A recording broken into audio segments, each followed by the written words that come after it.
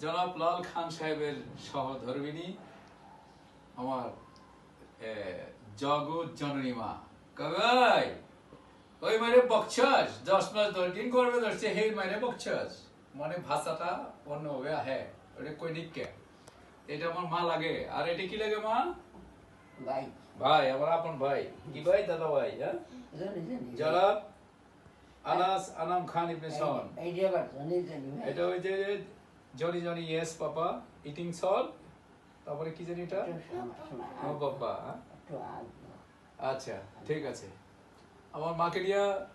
এটা স্মৃতি রাখলাম চলো কাম আসো হাঁটো আমার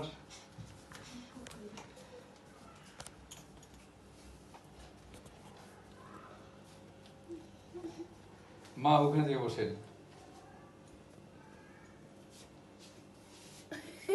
ওখানে ওখানে বসেন বসেন আমার দাদা ভাই কো দাদা ভাই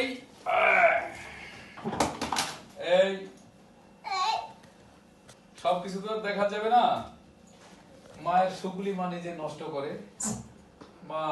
সে থাকবে যে বাবা দুনিয়া থেকে চলে গেছে তে এখন থাকবে সন্তানের কাছে থাকবে নাতির কাছে থাকবে এরকম না করে মানে যেগুলিতে খেদমত করে না কোনো কিছু করে না সেখানে যায় সে থাকতে চাচ্ছে কিছু করার নাই দুর্ভাগ্য পড়াটা শুনুন শুনুন প্রিয় দর্শক জেগে নিবি আমার মায়ের জীবনের কথা বলে তার এতটুকু একটা পড়ান সেই পড়ানটা ঠিক না তা আমার মা যে অসুবিধা নেই আমার মা যেখানে থাকুক তার বয়স প্রায় 100 বছরের কাছাকাছি আমার বন্ধু বলছিল যে মাকে রেখে খোদা ভক্তি করতে তোমায় কে বলেছে আমার বন্ধু ফকির শাহাবুদ্দিন তোরে আমি পরে আমি জানাবো না যখন এটিএন বাংলা একটা গান করে যে কিশোর বয়সে না করলে প্রেম পাইবা না ফল ফল আমার আধ্যাত্মিক লেখা তোমার কথা বলছে টেলিভিশনে অনেকক্ষণ আমার বন্ধু ফকির শাহাবুদ্দিন দেখা বলে ফকির শাহাবুদ্দিন তোকে আমি লাইভে পরে আবার বলতেছি তোর কথা তো এটা স্মৃতি করে রাখলাম টাটা দাও টাটা তুমি দাঁড়াও একটু টাটা দাও দাঁড়াও একটু দাঁড়াইতে বলছি এই যে আমার মা দাঁড়াতে পারে একটু হাইটেও দিয়ে যাও এই যে হাইটেও আমার মা ক্যামেরা আউট